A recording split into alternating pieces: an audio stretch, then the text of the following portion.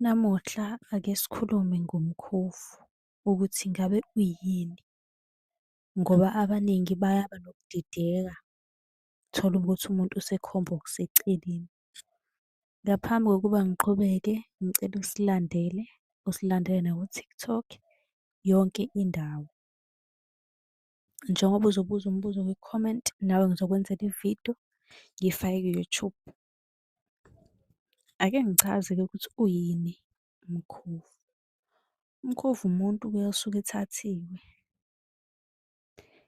ethathwe izilwane wayoshayelwa isipikili ekhanda, wanqunywa nolimi ebe ephila. Sebenzisa-ke isigqi somthakathi, wenziwa isigqila somthakathi kuthunywe yena. Umbuzo komunye uthi udlani umkhofu?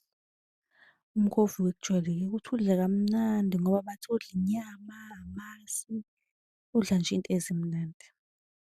Umuntu onjani owenziwa umkhofu? Kuyaye kuthathwe-ke ingane esencane ethwebuliwe noma-ke echithekile noma umuntu omdala kodwa obonakala ehlakaniphile ekhaya futhi onezinhlanhla ekhaya bese bayamphendula lowo muntu. Uhlalaphi umkhofu?